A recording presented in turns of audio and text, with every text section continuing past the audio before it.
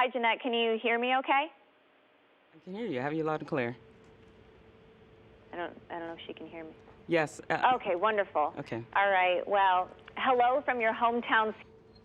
I'm so excited to be saying that to you. Yes, I'm glad to talk to my You've just hometown. returned from caves, a training pro.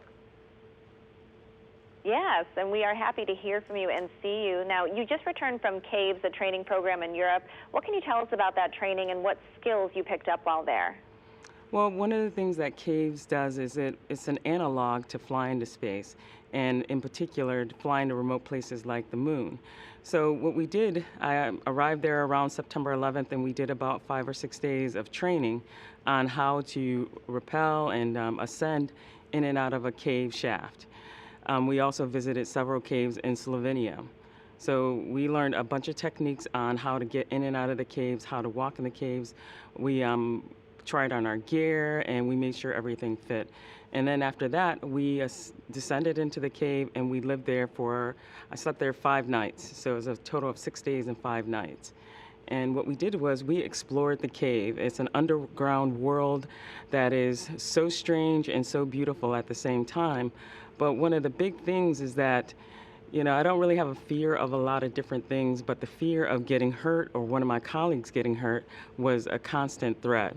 And so we learned to work really closely together as a team to keep each other safe, along with the safety climbers that were there and the speleologists that were working with us, and perform the mission. And the mission was to explore the cave, go deeper into the cave further than any of our other groups had gone, and do research, do science, collect water, look at the animals, and find different parts of the cave itself. So the analog to space is that if and when we go back to the moon, we would do similar things on the moon, where we'd have to work together in a high-threat environment as a group, as a team, to explore the moon and do research. And take care of each other is one of the big things. So learning to work together and perform the mission was one of the biggest things that I got out of caves. Now, this expedition has you better prepared to be on the next mission to the moon happening by 2024, Artemis, focusing on keeping a human presence on the moon. So what does the possibility of being the first woman on the moon mean to you? Well, I think I told someone in the past, being the first or anything like that is a huge responsibility, and it's a huge honor at the same time. And so going back to the moon 2024, it's very soon, very quick, and I think everyone in the astronaut corps is prepared for that. And CAVES is one of those tools that will help you prepare to go to the moon, do research exploration, stay on the moon, and have a permanent presence there. So being the first anything, to me, it bears a lot of responsibility, and I'm up for that challenge, but at the same time, I'm hopeful. How long before you find out if you are on the mission for sure? Well, I think it'll be quite some time before anyone finds out if they're on the mission. So I would suspect, as we get closer and closer to 2024, probably 2 years prior, 2022 or so, someone would find out that they're on the mission. So it would be a couple of years or so before any of us knew. All right, well, you were supposed to be on the last mission to the International Space Station. That didn't work out, but this time around, how do you approach that selection process, which is a long time? It is a long time, and so in the meantime, what NASA has going is we have 2 commercial crew vehicles that are being developed to take astronauts to the International Space Station. And one is being developed by SpaceX, and the other is being developed by Boeing. So as we start gearing up to start shuttling astronauts more frequently to the International Space Station from the United States, we're working parallel on the Orion program, which is the program that would take us back to the moon, along with the Gateway and the Space Launch System that will get us to the moon and help us to have a permanent presence on the moon. Corcoran High School, Lemoyne College, and all of Syracuse is so proud of all you've accomplished, Jeanette. What does it mean to you to take your message to your hometown when you have the downtime? Well, to me, it's sort of a way to thank my hometown because my twin sister and I, we did really well there because there were a lot of people who supported us and got us through high school and helped us through undergrad and helped us to go on to graduate school. So it's an honor and a pleasure, and it's a great way for me to thank my hometown. Well, we will be waiting to hear about the final decision on Artemis, Jeanette. You did mention a little bit about things that will be happening between now and then, but what do you do just to keep your focus on waiting for that potential call to the moon?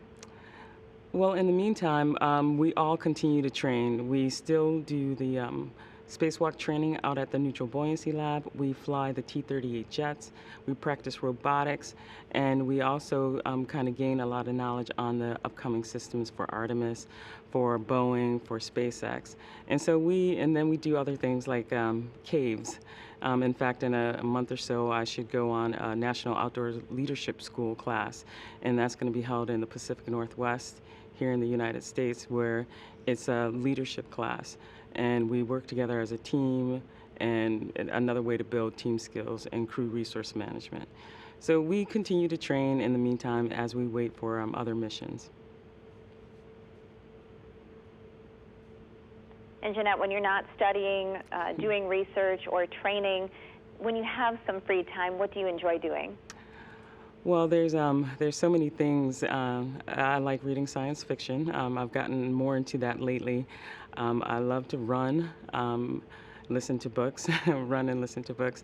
I also have a lot of friends here in Houston. We spend a lot of time together, but I also travel to Maryland to visit my sister, my nieces and nephews, and we go on trips together. So there's a lot of cool things that I get to do at work, but then in my downtime, I still do a lot of different activities. All right, Jeanette, thank you so much for your time today, and good luck with everything. We will be rooting for you and waiting for the news. Wow, thank you so much. It's an honor and a pleasure to talk to you guys up in Syracuse. Hello, Dr. Epps. How are you doing today? Good. How are you? I'm good, thanks. My name is Patrick O'Toole. I'm with Spectrum News in Syracuse, New York, your hometown. Awesome.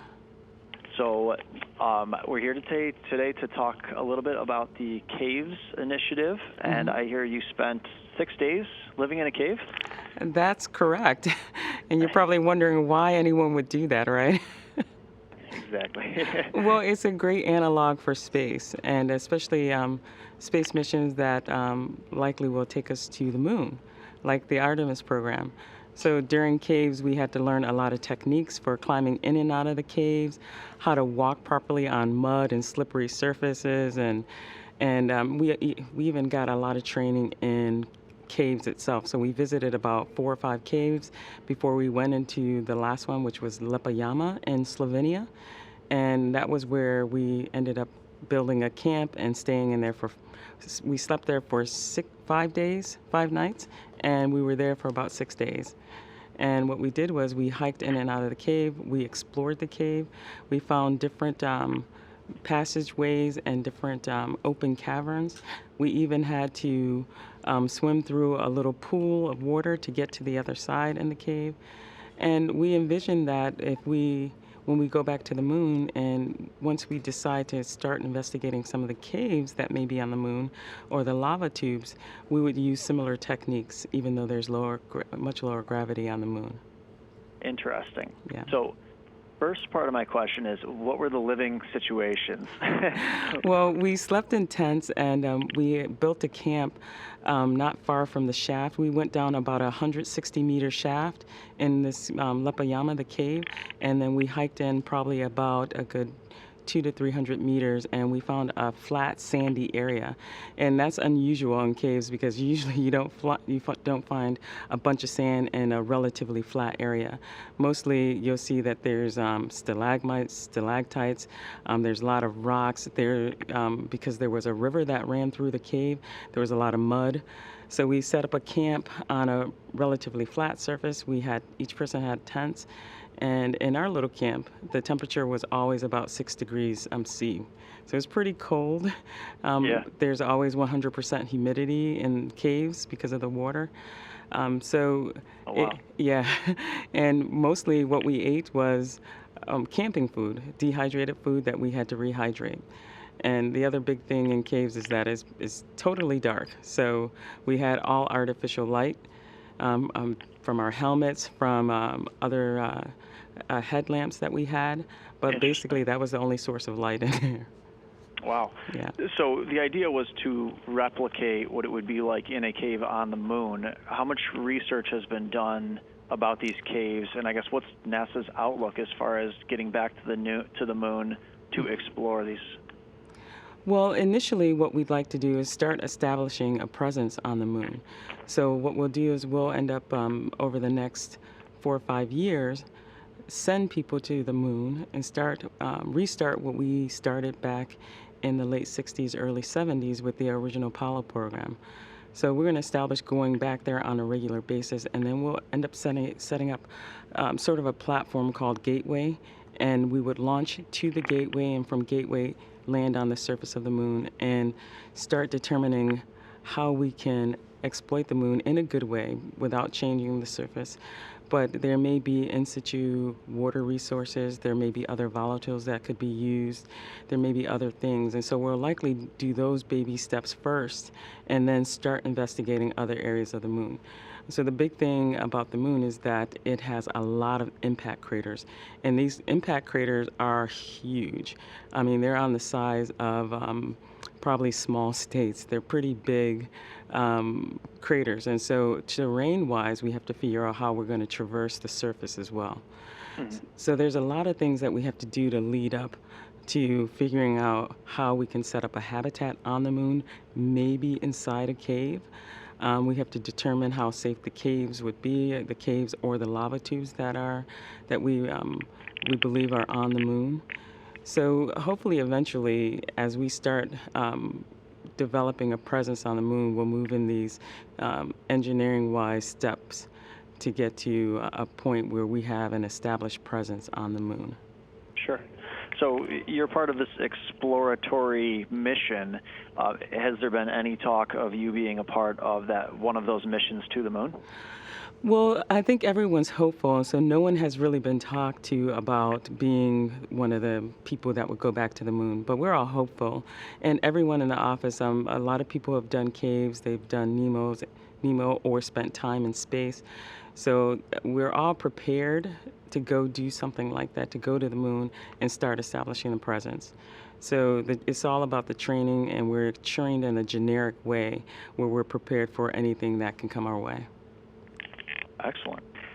So obviously, about a year ago, you were slated to go on a mission, and ultimately the plans changed by NASA. Yeah. What has your year been like? Obviously, I'm sure you did a lot of training for that, mm-hmm. And I'm sure there was disappointment coming off of that. Yes. Can you talk at all about that? Well, we're working through those issues right now and making sure that things like that don't happen again in the future. And so in the meantime, we continue to train. We do the same things that I've been at NASA for 10 years now.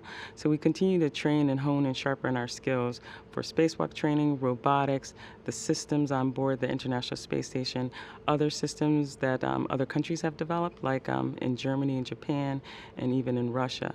But also, in the meantime, NASA is also building 2 commercial shuttles that will take astronauts just to the International Space Station. So we're gearing up to start shuttling astronauts from Florida to the International Space Station on either a SpaceX vehicle or a Boeing vehicle. So we'll have all these parallel activities going on where commercial crew is still happening along with preparing to go back to the moon. Mm-hmm. Now, personally, just because there's a lot of interest, you have a following here in Syracuse. Personally, what is your hope as far as the future? Well, I hope to, at some point, get to the International Space Station, spend some time there, and then see where my future goes from there. For me, I'm a researcher. I'm an analyst. And so I like to gather data. I love to do research. One of my favorite things is the research that we do on human beings to try to figure out how do we get the human body to live further and further away from the Earth's protection. And so low Earth orbit, you still have a little protection from the Earth, but then going towards the moon, you have a lot less protection. So how are your genes changing? There's a lot of genetic changes in the body. How will our bodies adapt to a lower gravitational pull if we're on the moon? So for me, the future holds, I hope, a lot more research in these different areas. Very cool. You sound like you're, straight out of movies. You're kind of doing the real life, what we all see in the movies. Well, it's like science fiction. Sometimes life imitates science fiction, sometimes, just like on Star Trek. Absolutely. Yeah. So, kind of bringing it back home, you're from Syracuse. You went to Corcoran. My wife went to Corcoran, too, awesome. By the way. I don't know, do you have any plans to get back home, or have you gotten back home in the recent past? Kind of passed along some of the knowledge and experience you have? Yes, in fact, I visited Syracuse several times. Lemoyne College has made me one of their board of trustee members, so I'm on the board at Lemoyne, and throughout the year, probably about a couple of times a year, I visit Syracuse. And I do like to get back to my alma mater and different places and talk to students because, I was one of those kids who had big dreams. I wasn't willing to talk about them because dreams are dreams. Sometimes they seem intangible. But, through consistency over time and persistence, you can get just about anywhere, maybe even to the moon. Very cool. Well said. All right. So if you had to give advice, you've got the spotlight here. You have to give advice to a young lady aspiring to be an astronaut. Go for it. Well, the thing I would tell her is consistency over time is the thing that matters. Nothing's going to happen overnight. But if your heart is truly in it, you will do the work, no matter how hard it gets. And everything that you don't know is hard initially. But once you learn it, it becomes easy. And it's these steps that you take to get to the end point that will make you a good candidate to get into the astronaut corps. Do you still feel like you're living the dream? Well, every now and then I need to, I've been here 10 years, so you can get a little bit kind of lax in how you feel about things, but I often have visitors come, and then I get to give them a tour all over Johnson Space Center here in Houston. And that is when I'm kind of like, well, I guess this is a pretty cool job. Even yesterday out flying the T-38s, we flew from Houston all the way out to Stennis, Mississippi.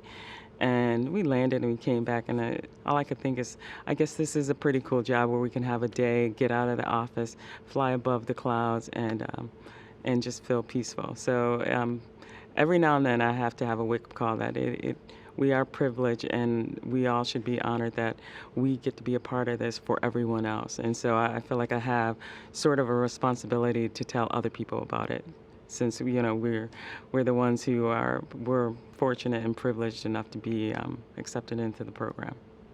Sounds good. Well, I'm sure it took plenty of hard work to get there. So you're located out of Houston. That's where you're based right now? That's correct.